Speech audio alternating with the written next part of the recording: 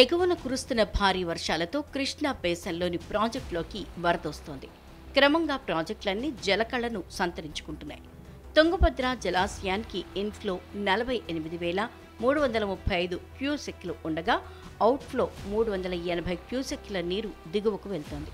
ప్రస్తుత నీటి మట్టం 1610 అడుగులు కాగా పూర్తిస్థాయి నీటి మట్టం 1633 అడుగులు. కర్ణాటకలో కొద్ది రోజులుగా భారీ వర్షాలు కురుస్తున్నాయి. దీంతో ఆల్మట్టి, నారాయణపూర్ డ్యాముల నుంచి నీటి విడుదల కొనసాగుతుండటంతో జూరాలకు వరద కొనసాగుతోంది. ఇన్ఫ్లో 2,500 క్యూసెక్కులుగా ఉండగా అవుట్ఫ్లో 2,720 క్యూసెక్కులుగా వరద పోటెత్తింది. పూర్తిస్థాయి నీటి మట్టం 318.516 మీటర్లు ఉండగా ప్రస్తుత నీటి మట్టం 317.520 మీటర్లు. కొద్ది రోజులుగా ఎగువన వర్షాలు కురుస్తుండటంతో శ్రీశైలం డ్యాంలోకి వరద అంతంత మాత్రంగానే ఉంది. శ్రీశైలంలోని 2 పవర్ హౌసుల్లో విద్యుత్ ఉత్పత్తి ప్రారంభించారు.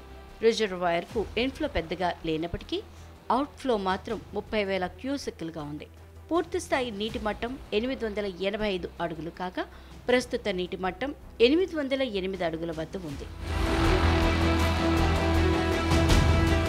ఏపీ, తెలంగాణలో వర్షాలు కురుస్తుండటంతో నాగార్జున సాగర్లోకి వరద వస్తోంది. నాగార్జున సాగర్ పూర్తి స్థాయి నీటి మట్టం 590 అడుగులు కాగా ప్రస్తుత నీటి మట్టం 504 అడుగులకు చేరింది.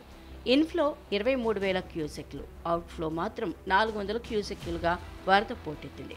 శ్రీశైలంలో జల విద్యుత్ ఉత్పత్తి చేస్తుండగా ఆ నీరంతా దిగువన నాగార్జున సాగర్కు వస్తోంది.